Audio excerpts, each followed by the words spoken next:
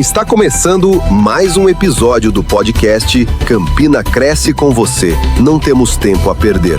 Com a apresentação do jornalista Fernando Casemiro, trazendo os fatos, as vozes da comunidade, a política local, a ação social e os desafios que movem Campina Grande. Aqui, o tempo é de ação, a pauta é a nossa cidade e a verdade tem vez. Este é um programa do canal Sandro Filmes TV. Informação com responsabilidade e compromisso com você. Campina Cresce com você, porque não temos tempo a perder.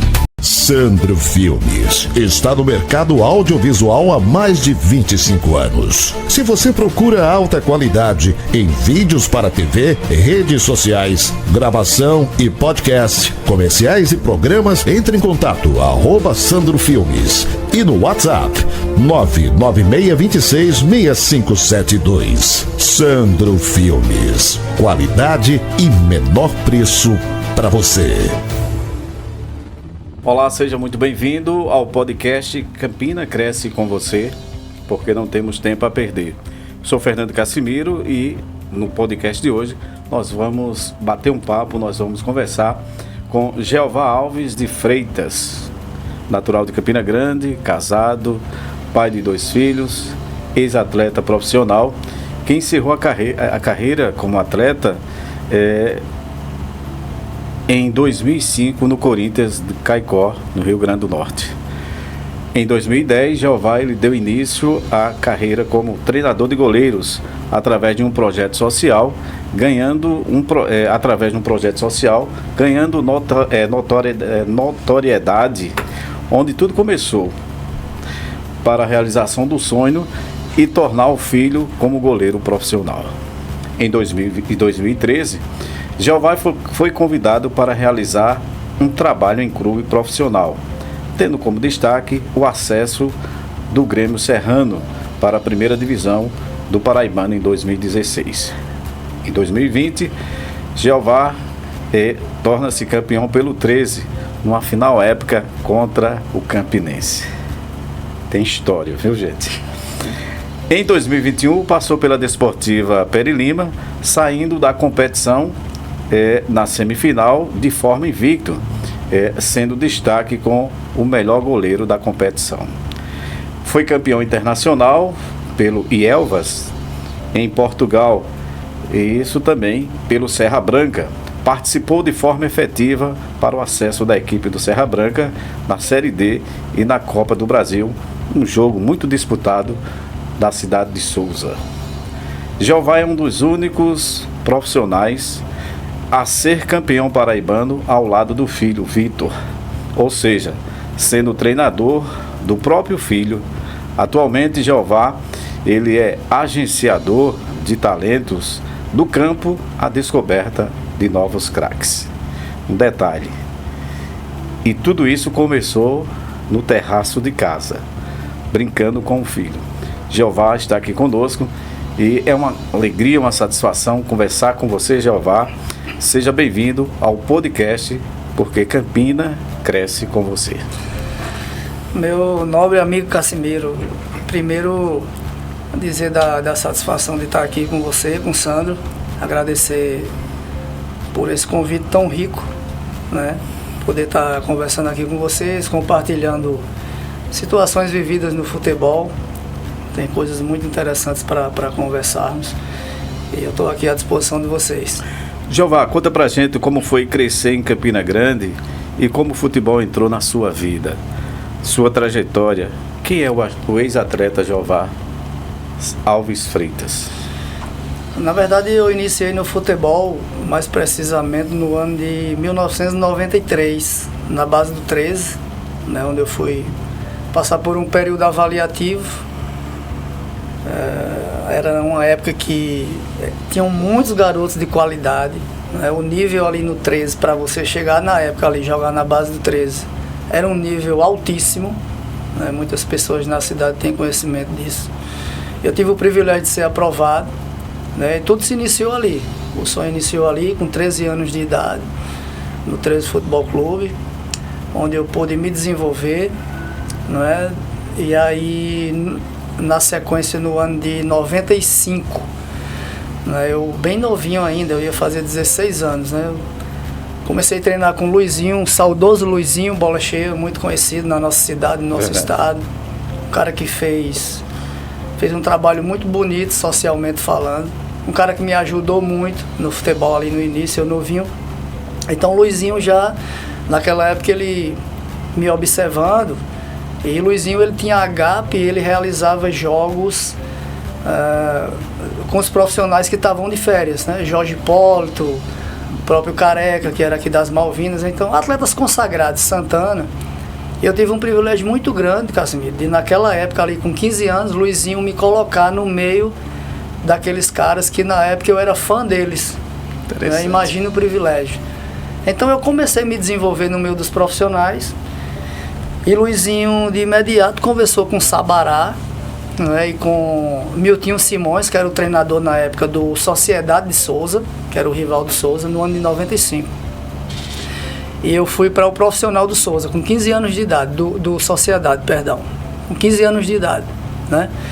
Então de lá eu continuei evoluindo, me desenvolvendo como atleta, e nesse mesmo ano de 95 eu fui negociado para o Náutico de Recife, né?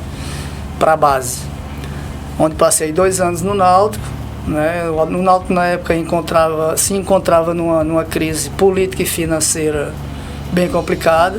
Durante esses 2 anos não foi fácil, mas mesmo assim consegui lá ser campeão sub-18 invicto, sem tomar um gol. O nosso time da época tem a foto lá nos Aflitos até hoje, e lá está estampado na foto os intocáveis, porque esse time sub-18 nós conseguimos ser campeões pernambucanos invictos, sem tomar um gol, tendo essa marca de melhor campanha da história do futebol de base de Pernambuco, né?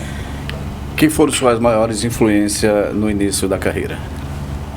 No início da carreira, sem dúvida nenhuma, um cara que eu me inspirava muito era Bebeto. Para mim sempre foi um exemplo de atleta dentro e fora de campo, né? E um detalhe interessante, nessa época, né, que eu iniciei, atacante, o que se chama de beirada hoje. Naquela época era ponta, né? Ponta direita? Isso. Hoje é beirada. As nomenclaturas mudaram aí. E quando eu cheguei no Náutico, o treinador chegou para mim no segundo dia de avaliação e ele falou bem assim para mim, ele foi bem direto, ele falou: garoto, eu vou ser bem sincero com você, saudoso Fernando La Salve, um cara que eu tenho um respeito muito grande, que me ajudou muito também. O Fernando falou assim para mim: olha, eu tenho uma proposta para lhe fazer. Eu já vi qualidade em você em 2 dias de trabalho. Por mim você permanece. Agora é o seguinte, eu preciso de você como volante. Eu vi que você tem muita qualidade no bater na bola, né, no contato com a bola. E eu acho que eu consigo adaptar você como um volante e não como um atacante. Como um atacante você iria embora, porque eu tenho muitos bons aqui. Poxa. Aí ele falou: você aceita o desafio? Eu falei: claro, professor. Então de imediato ele já me colocou no time titular. E aí daí eu passei de ponta direita para volante e segui até 2005, foi quando eu parei, como volante. Mas minha inspiração, começou? Repetindo, respondendo a sua pergunta, minha inspiração sempre foi Bebeto, quando era criança. Bebeto. Ponta esquerda, né? Direita. Ponta direita, Bebeto? Era. Você diz o Bebeto da seleção brasileira? Sim, Bebeto. Ele era ponta direita? Ele fazia centroavante também, mas ele jogava mais pelo lado direito.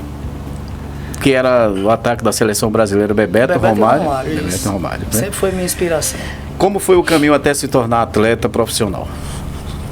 Espinhoso. Quais foram os desafios? Cara, o primeiro desafio meu foi enfrentar, de certa forma, meu pai.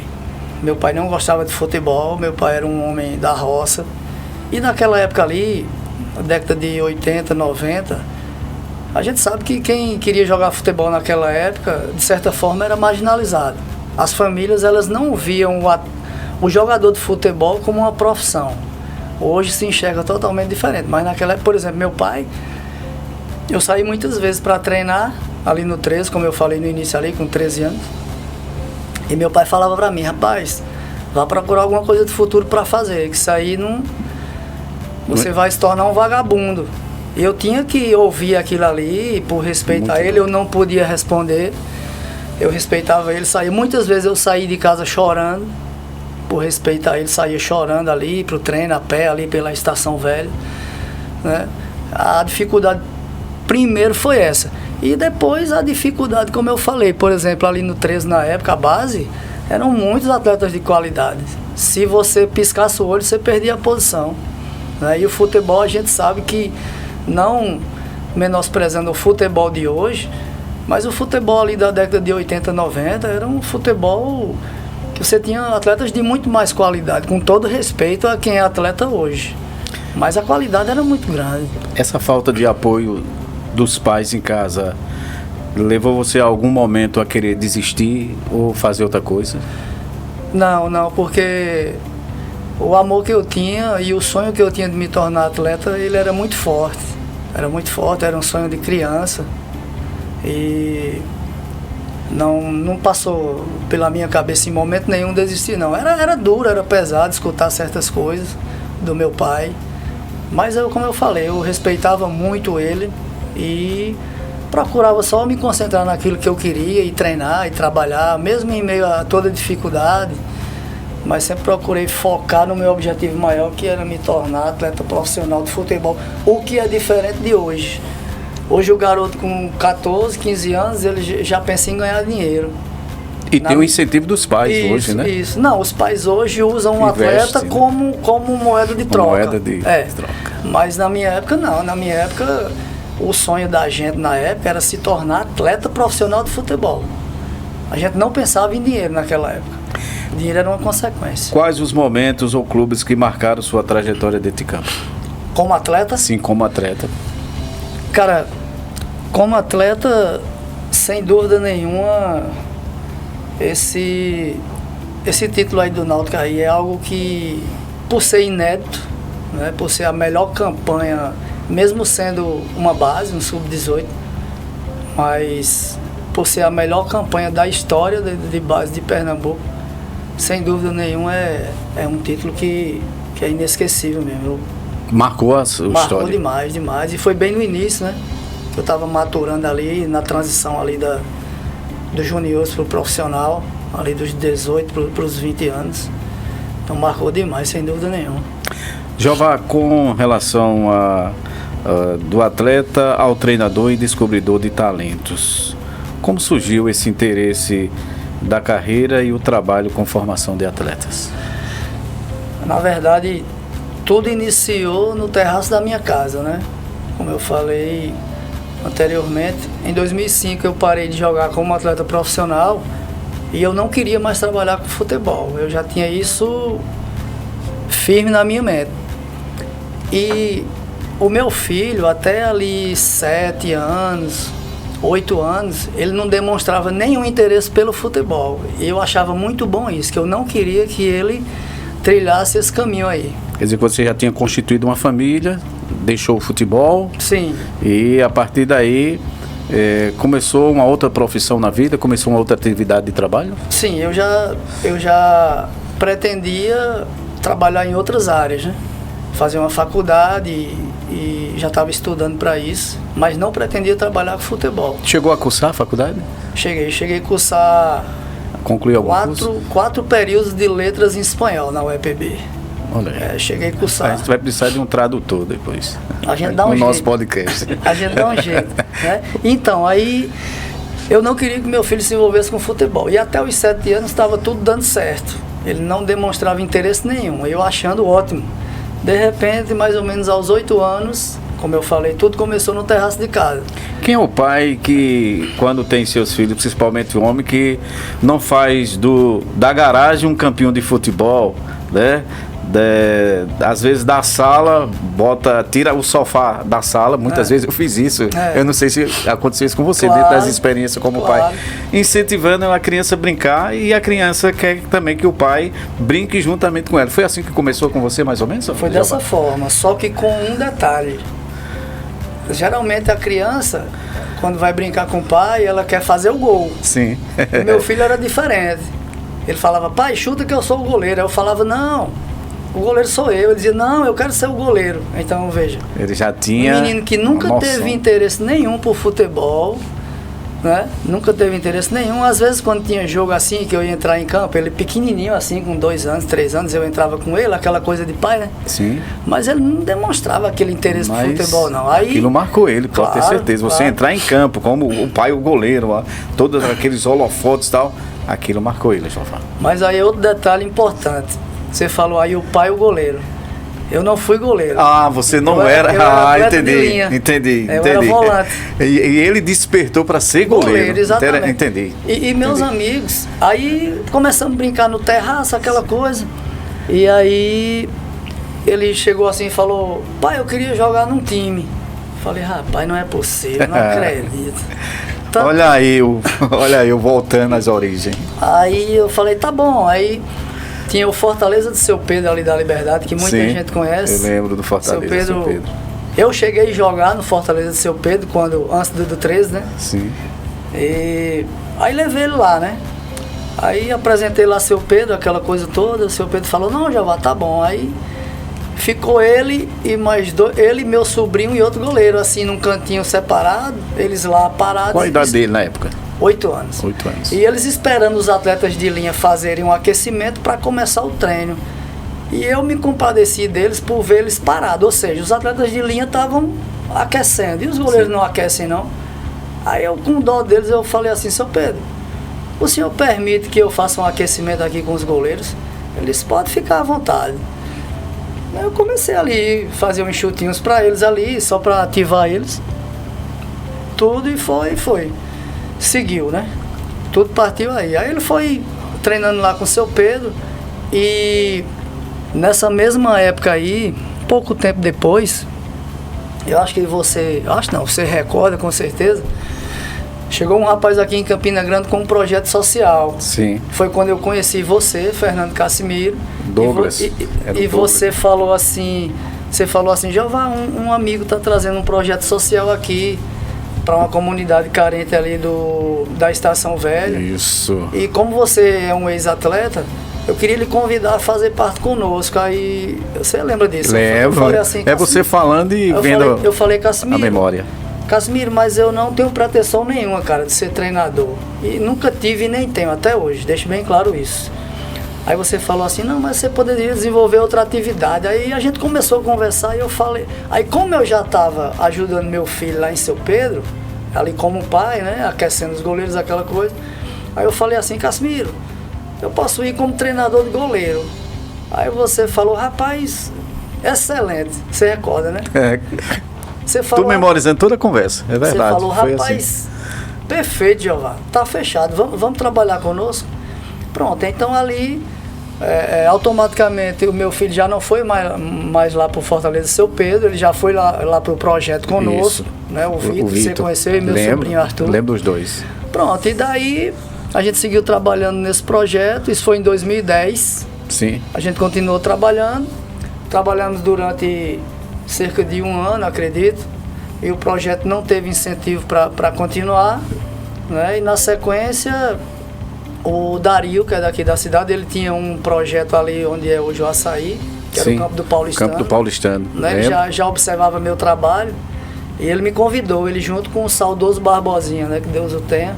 Lembro também. Me convidaram para trabalhar os goleiros lá do CSE, que era o projeto dele. Aí eu fui lá desenvolver esse trabalho com o Dario, fluiu. Aí foi quando em 2013 eu recebi o primeiro convite de um clube profissional, né? Foi o Palmeiras lá de Goianinha, do Rio Grande do Norte, da primeira divisão. Fiz um bom trabalho lá em 2013 e 2014 e daí, meu irmão, até hoje. 15 anos de carreira. 15 anos de carreira, se mantém desenvolvendo esse trabalho, mas como surgiu o interesse de ser treinador de goleiro? Foi através desse trabalho? Sim, através do meu filho no terraço de casa, dando um suporte para ele em casa e foi se criando todo esse contexto aí e eu, para poder oferecer um repertório de treinamento para eles ali, mesmo sendo um time amador, eu sempre fui muito focado no que eu faço. Tudo que eu me predisponho a fazer, cara, eu procuro fazer o meu melhor. E aí eu comecei a estudar a preparação de goleiros, os conceitos de goleiro, tudo, né, adquirindo alguns conhecimentos, criando trabalhos. fui me desenvolvendo, fui tomando gosto pela coisa, né? E depois que eu desenvolvi o primeiro trabalho profissional, como eu falei anteriormente, né? E meu trabalho foi tomando notoriedade, eu fui recebendo convites e segui a carreira até hoje, né? Iniciei em 2010 e esse ano estou completando 15 anos de carreira, trabalhando em alguns estados, né? Como comecei aqui na Paraíba, já trabalhei no Ceará, né? Rio Grande do Norte, Santa Catarina, enfim, estamos aí nessa luta. O que você mais procura em um jovem talento? Técnica, disciplina, mentalidade? O que é que você mais procura quando você está trabalhando com essas pessoas? Relacionado ao trabalho de base, sim. Primeiro a gente tem que observar o perfil do atleta, né? Porque o atleta ele tem que ter aquele perfil, principalmente um goleiro.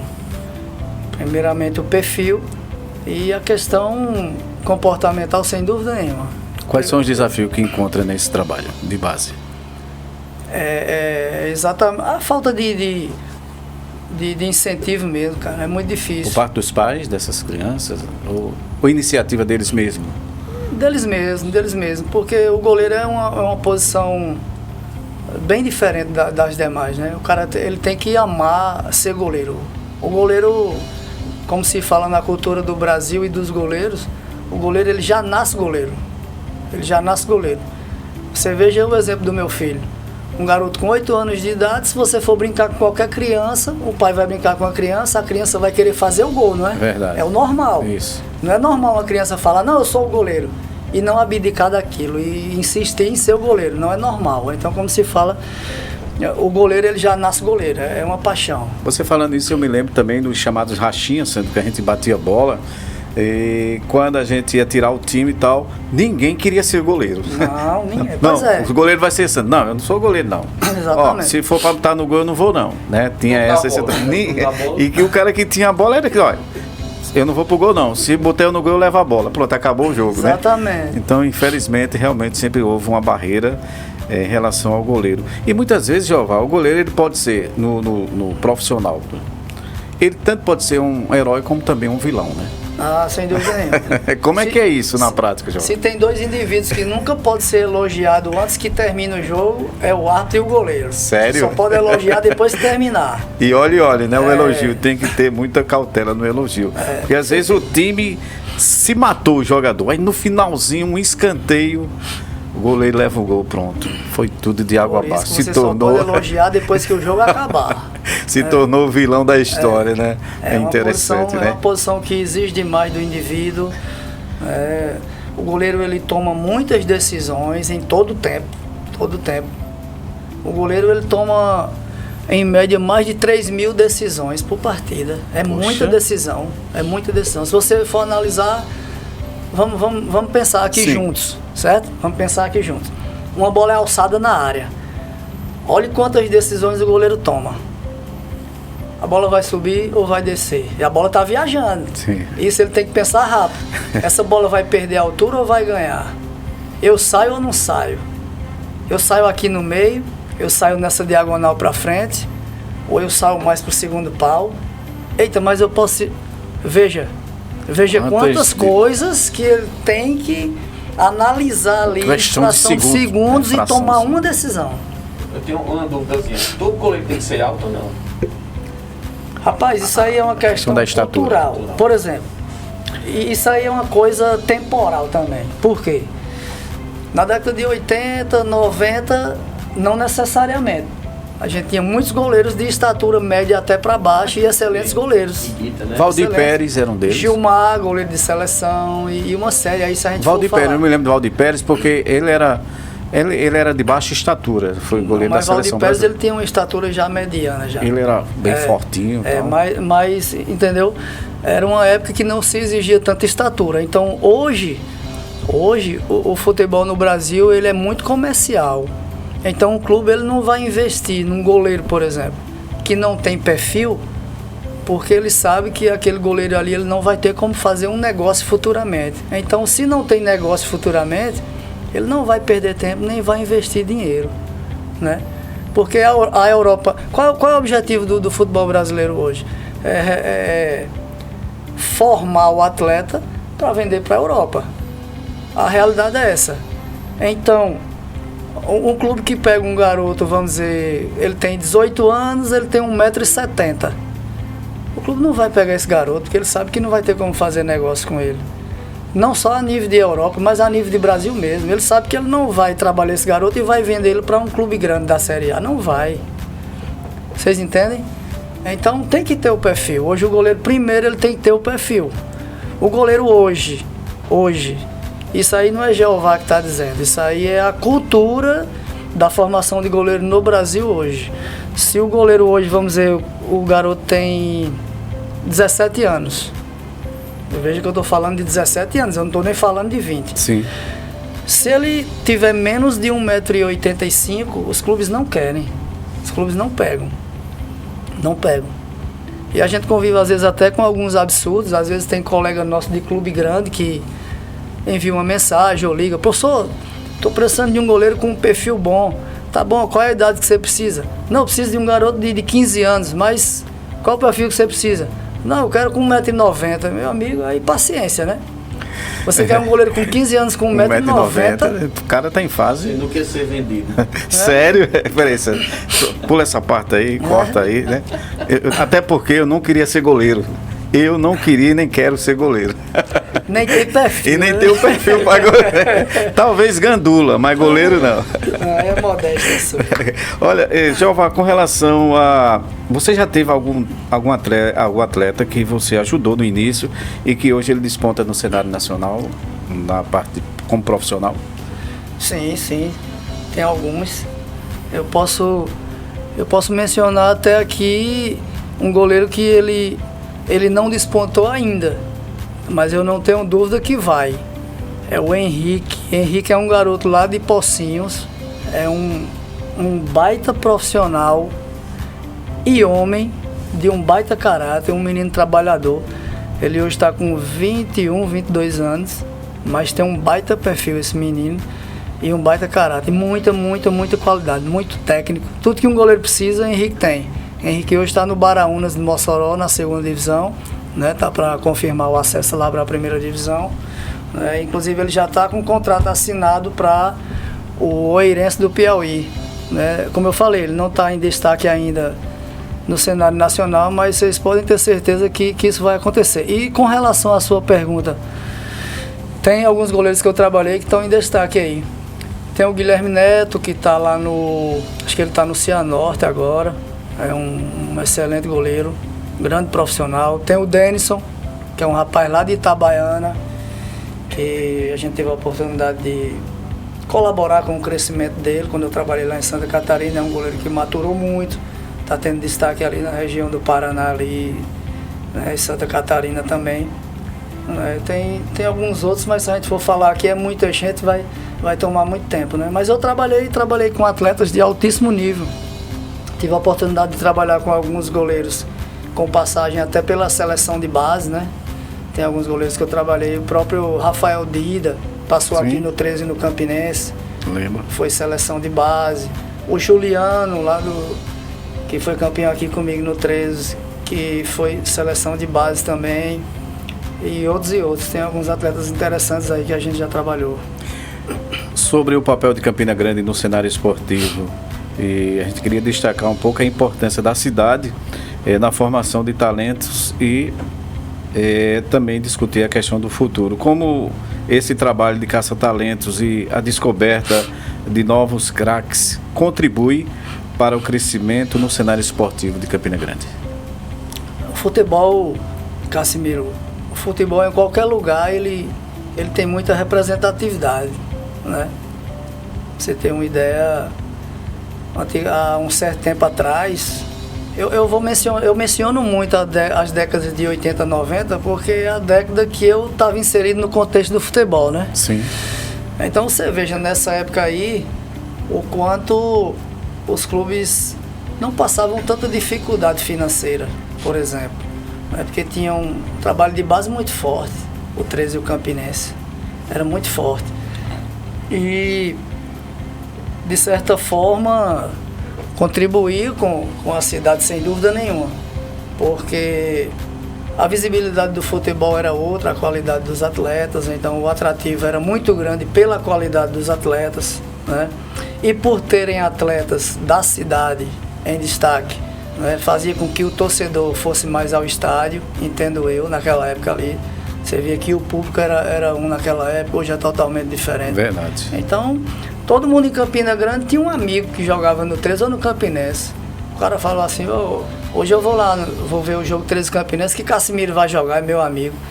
Né? Então todo mundo em Campina Grande tinha algum amigo que jogava ali no 13, no Campinense, porque eram muitos atletas da cidade que compunham tanto um quanto o outro. Né? Era um atrativo para a torcida, né? E quando você movimenta uma grande quantidade de torcedores, você acaba movimentando de certa forma, direto ou indiretamente, a economia da cidade. Correto. Porque muitos comerciantes vão ali trabalhar e a economia da cidade está movimentando de alguma forma, sabe?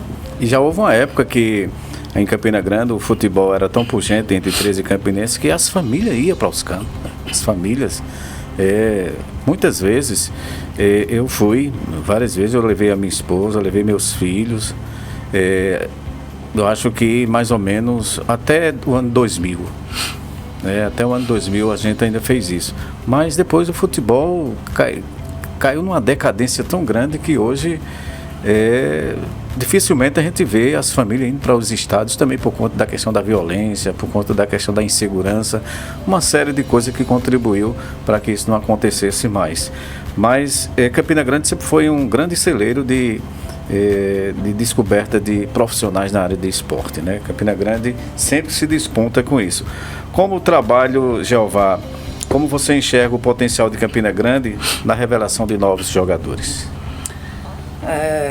Um potencial riquíssimo Campina Grande tem, sem dúvida nenhuma.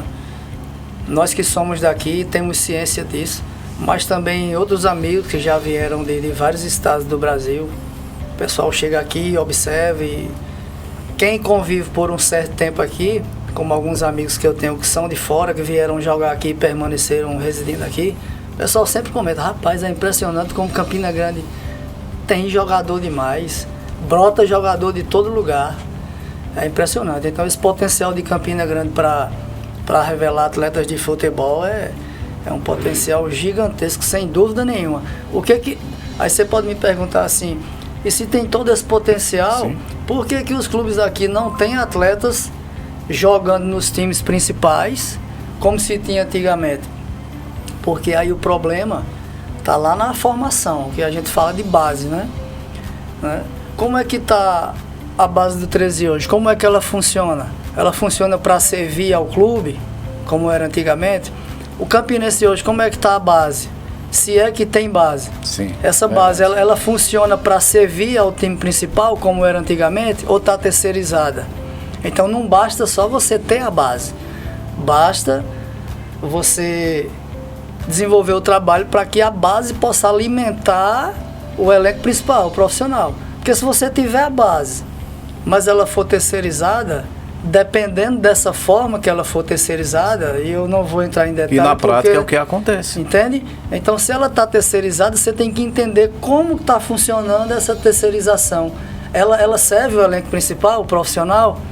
Né? Então, esse é o problema. Porque hoje, o clube que tem uma base, que serve o seu elenco profissional principal, como era antigamente em todos os lugares, e hoje nem todos funcionam dessa forma. Você vê um exemplo de Flamengo e Palmeiras hoje. Sim. Duas potências gigantes hoje, financeiramente saudáveis, não é? Contratando jogadores caríssimos.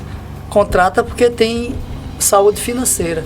Tem saúde financeira por quê? Porque todos os anos eles vendem atletas, todos os anos. O Flamengo tem faturado bilhões aí nos últimos anos. O Palmeiras da mesma forma. Então, é a base. A solução para saúde financeira de qualquer clube é a base. Agora, você não pode trabalhar a base de qualquer forma, no achismo. Não, eu acho que assim vai funcionar. Não, você tem que ter um planejamento bem elaborado. Você tem que ter uma equipe de profissionais capacitados. Você tem que ter uma equipe multidisciplinar para oferecer aparato para esses atletas, né? Cuidar da saúde bucal, né? Um psicólogo. Não é só preparador físico, preparador de goleiros, treinador. Não, o futebol ele vai muito além disso. Verdade. Você está trabalhando com seres humanos, que têm sonhos, né? Então você tem que cuidar do ser humano de um modo geral, da vida social, da saúde emocional, espiritual, enfim, você tem que tratar questão financeira do indivíduo, também, né? Para saber como lidar, né? É importante, com certeza. A educação financeira é muito importante. Por quê? Você tocou num ponto importante agora. O indivíduo vem de uma periferia, onde ele mal teve a oportunidade de estudar, né? Sim. De ser educado na escola. Então ele não tem estrutura nenhuma. Infelizmente, a maioria é isso, infelizmente. Dependendo do contexto que esse indivíduo está inserido. Não vou generalizar também. Sim. Mas aí, por exemplo, o cara vem de uma periferia. Ele nunca teve acesso a dinheiro. De repente, do nada, esse cara está ganhando 100 mil reais, 200 mil reais. Do podcast Campina Cresce com Você. Não temos tempo a perder. Com a apresentação do jornalista Fernando Casemiro, trazendo os fatos, as vozes da comunidade, a política local, a ação social e os desafios que movem Campina Grande. Aqui, o tempo é de ação, a pauta é a nossa cidade e a verdade tem vez. Este é um programa do canal Sandro Filmes TV. Informação com responsabilidade e compromisso com você. Campina Cresce com você, porque não temos tempo a perder. Sandro Filmes está no mercado audiovisual há mais de 25 anos. Se você procura alta qualidade em vídeos para TV, redes sociais, gravação e podcast, comerciais e programas, entre em contato @Sandro Filmes e no WhatsApp 996266572. Sandro Filmes, qualidade e menor preço para você. Você coloca que hoje o atleta não é só bola, não é só treinamento. Tem uma série de outras coisas por trás disso. Como você enxerga o potencial de Campina Grande, né? Como você bem falou, a cidade como ela pode se consolidar mais como polo esportivo. Aí é uma opinião minha de Jeová. Por exemplo, estava até conversando com o Sandro aqui em off aqui, antes de iniciarmos essa nossa conversa, né? E o próprio Sandro, ele deu uma ideia brilhante, cara. Eu já havia pensado nisso, mas aí conversando com ele, ele tocou no ponto e é uma ideia brilhante. O que pode ser feito, vamos falar a nível de Campina Grande hoje? A prefeitura desenvolver núcleos nas comunidades, né, com equipes de profissionais. Não adianta também você colocar qualquer pessoa para ficar com um apito só, colocar a bola para rolar, como se diz. O treinador rola a bola, né? O treinador rola a bola é aquele que você joga a bola e ele fica sentado lá só apitando quando a bola sai ou quando é falta. E o treinador com uma barriga desse tamanho. Isso aí não tem nada a ver com um trabalho de formação. Verdade. Esse indivíduo ele não vai se desenvolver. Você precisa ter uma equipe de profissionais capacitados, uma equipe multidisciplinar, com psicólogo, com fisioterapeuta. Então eu acredito que a prefeitura ela pode buscar meios de conseguir isso. Não é nada absurdo isso. Então, se cria núcleos nas comunidades, né, como eu falei, com profissionais capacitados, se mantém esse trabalho, pagando esses profissionais, evidentemente, para darem sequência nesse trabalho. Para isso tem que se criar espaço, porque um problema também hoje em Campina Grande é a falta de espaço. Há alguns anos atrás, qualquer bairro que você passava, você via a gurizada correndo num campinho ali, não tem mais. É verdade. Então, primeiro a prefeitura tem que disponibilizar um espaço para essa prática, criar comissões de bons profissionais e equipe multidisciplinar, como eu falei, para poder manter esse trabalho. Não adianta também você iniciar, trabalhar um ano e parar, aí você não fez nada. Tem que ser uma atividade contínua. A prefeitura dá esse suporte, né, com os núcleos, nos bairros. Aí dessa forma eu não tenho dúvida nenhuma que se consegue desenvolver grandes talentos, sem dúvida nenhuma. Inclusive a Prefeitura de Campina Grande ela tem uma secretaria voltada para esse tipo de prática de esporte, que é a Sergel, né? Secretaria de Juventude, Esporte e Lazer. O nome é bonito, né? É um nome bonito. Criaram uma secretaria com essa finalidade, mas a prática fica muito distante da realidade, né? E o outro ponto também que você toca aí, que também é outra realidade em Campina Grande, é que com o crescimento imobiliário, já o campinhos de pelada estão acabando os campinhos, os chamados campinhos de pelada, né? Nos bairros, né? Salvo alguns bairros que ainda resistem, né? A comunidade resiste a que o sistema imobiliário não compra aquele terreno, que a prefeitura não doa aquele terreno para a construção de casas e apartamentos. A não ser isso, a gente não está vendo mais esses espaços e cada dia ele está sendo reduzido, esses espaços estão sendo ocupados pelo grande crescimento imobiliário da cidade. Isso é uma verdade. Isso é um problema que, infelizmente, quando os praticantes eles podem fazer alguma coisa, a coisa ainda está tudo bem, está tudo certo, está sob controle, mas aí quando não pode. Então, o único órgão que pode viabilizar algo nesse sentido, sem dúvida nenhuma, é a prefeitura ou o Estado, né? Exatamente. Que conselho você daria aos jovens atletas e às famílias que sonham com o futebol profissional? Primeira coisa não use seu filho como moeda de troca. Primeira coisa, não coloque na cabeça do seu filho que ele vai ficar rico, que isso e aquilo, porque nós sabemos que a realidade do futebol é que quem vai viver aquele glamour lá em cima é cerca de 2, 3%. As estatísticas mostram isso aí, não tem como fugir disso. Então, se seu filho quer se tornar atleta profissional de futebol, você tem que educá-lo a ser focado no que ele quer, a ser resiliente, a superar os obstáculos que vão acontecer. Não é acontecer um obstáculo e o pai querer ir lá tomar as dores pelo filho. Não, tem que deixar o indivíduo se desenvolver. Ele vai ter que ter confrontos e ele vai ter que se sobressair. Isso é que faz o indivíduo crescer como ser humano. É o que nós tínhamos antigamente, né? Hoje os pais querem fazer tudo pelos filhos, né? Outra coisa importante, deixem o treinador dos seus filhos trabalhar. Se ele está ali, é porque ele tem capacidade de estar ali. Então deixem o profissional trabalhar.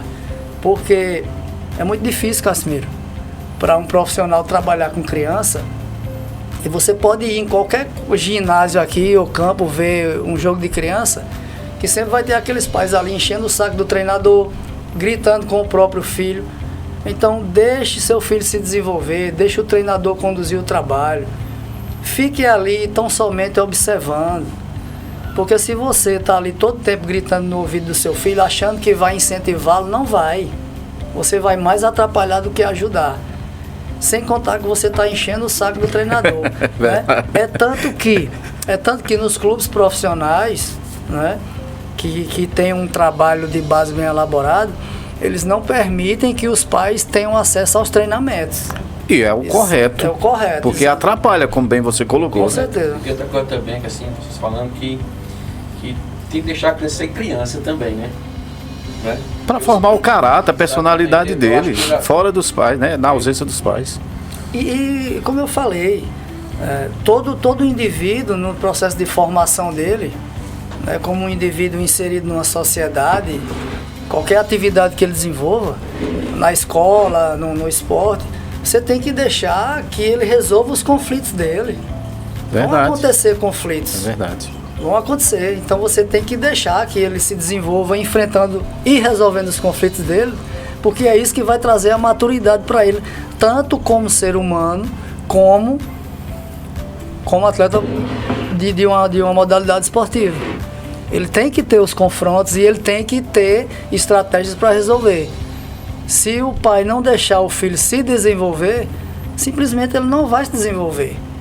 Lá na frente, quando ele se tornar adulto, ele vai estar cheio de traumas mentais, e isso é muito grave, justamente pelo fato de essas situações terem ocorrido anteriormente em alguma fase da vida dele e ele não ter tido a liberdade de tomar as decisões dele. Então, quando esse problema que ele poderia ter enfrentado e superado lá atrás, esse problema surgir numa determinada fase da vida dele, ele vai sentir dificuldade. porque ele não conviveu com aquilo, alguém resolveu para ele. Isso é muito grave. Jeová, tem uma frase no futebol que sempre me chamou a atenção. Isso, como você é da área, eu perguntaria a você: encerrar a carreira no futebol é pendurar as chuteiras? Aí depende da função, porque, por exemplo, eu parei de jogar, mas minha chuteira continuou, porque eu continuei chutando bola mais do que eu chutava como atleta. Muito legal. Entendeu? Não pendurou as chuteiras, Não, continuou com as chuteiras. Continuo. Mesmo que seja com outra atividade dentro da área esportiva. Exatamente. Não pendurou. Pendurar é como se aposentasse. Não quero mais saber de chuteiro, não quero saber mais de futebol, não vou passar de frente ao campo, é ser muito radical, né? Isso. Não quero mais saber de esporte. Não é por aí também, né, Jeová? Então, nem sempre significa que encerrar a carreira na área de esporte não é pendurar as chuteiras. Pode começar com uma outra atividade dentro da própria área de esporte, como você bem está colocando, né? Exatamente. Jeová, vamos fazer um ping-pong aqui. São perguntas bem rápidas e exige pensar o mínimo possível. Um ídolo no futebol. Bebeto. O jogo mais marcante de sua carreira. 13-1, Pere Lima 1. Foi o jogo que eu lancei meu filho como atleta profissional e ele defendeu um pênalti e saiu dessa partida como o melhor jogador em campo pela CBN e sem dúvida nenhuma foi um dia marcante. Um goleiro que te inspira. O Tafarel. O melhor conselho que você já recebeu. Do meu pai. Meu pai sempre me criou numa cultura de ser muito correto e respeitar as pessoas e conquistar o que eu pudesse conquistar, mas jamais sem passar por cima de ninguém. Uma lembrança inesquecível de Campina Grande. Campina Grande. Aí tem muita coisa, eu só posso falar uma, né? Ixi, aí já passou o tempo, né? Uma lembrança inesquecível de Campina Grande. Inesquecível de Campina Grande. Rapaz, foi a primeira vez que eu fui ao Amigão, no ano de 1987. Primeira vez que foi? Foi um jogo. Foi como profissional? Não, eu era criança. Meu irmão me levou. Jogo. Meu irmão que me levou. Foi um jogo 13 Campinense. Tinha quantos anos, lembra? Eu tinha cerca de uns 8 anos por aí. Ainda tem essa memória? Tem. O HD tá bom, Esse viu? jogo foi 13 Campinense, Casimiro. O jogo foi 2-2. Ainda bem. O Lula fez os 2 gols do 13. Lula era um baixinho, né? Um gordinho, eu tive o privilégio de jogar pelada com Lula. Privilégio. Com ele e com o Mirandinho, irmão dele. Os caras jogavam o fino da bola. Então, esse jogo foi 13 Campinense 2-2. O 13, 2 gols de Lula. O Campinense foi um gol de Careca, que era aqui das Malvinas. Careca. Tem até o Carecão ali em homenagem a ele, né? Isso. E o segundo gol do Campinense foi um atleta que ele é do Rio Grande do Norte, Severinho. Foi 2-2, jogo inesquecível. Foi um momento inesquecível. E que memória inesquecível essa sua, viu? Ainda bem que foi 2-2, né? Olha, um talento campinense que merece atenção. É o Pide Silva, o pistoleiro. Esse cara jogou 12 anos em Portugal, ele é ídolo em Portugal até hoje. Ídolo, mas ídolo de verdade. Um baita de um ser humano e um profissional que merece ser valorizado e ter muito respeito. Para você ter uma ideia, Casimiro, nós fomos disputar essa competição em Elvas, em Portugal, e Elvas fica no extremo de Portugal, já na divisa com a Espanha. Depois de Elvas já é Badajoz, já é Espanha. Pra você ter uma ideia, teve gente que saiu de Lisboa, da capital, quando soube que Silva estava lá. Teve gente que saiu de Lisboa para Elvas, viajou por horas, só para chegar lá no hotel e fazer uma foto com Silva e pegar um autógrafo. Poxa. E um amigo meu que mora em Lisboa há alguns anos, quando ele soube que nós estávamos lá, ele me ligou e perguntou assim: Jeová, Silva Pistoleiro tá aí na comissão de vocês? Eu falei: tá, ele é nosso auxiliar técnico. Ele falou: rapaz, que referência, esse cara ele tem uma moral aqui em Portugal que ele não tem noção não. Aí eu, tá bom. Aí cheguei em Silva e falei: negão, um amigo me ligou agora e falou assim. Ele falou que você tem uma moral aqui em Portugal que você não tem noção. Ele é tão humilde, Casimiro, que ele parou assim, pensou um pouco, aí disse: rapaz, eu não tenho noção mesmo não. Para vocês terem uma ideia, quando foi reinaugurado o estádio do Dragão, que é do Benfica, né? Quando foi reinaugurado, O primeiro gol foi de Silva. Silva conseguiu ser campeão português pelo Boa Vista, que é considerado um time pequeno lá. Sim. Né? Um time pequeno, ele conseguiu levar o time ao título português. Então é um cara que tem muita notoriedade ali em Portugal, né? E que deveria ser mais valorizado aqui. Um valor essencial para quem quer vencer no esporte.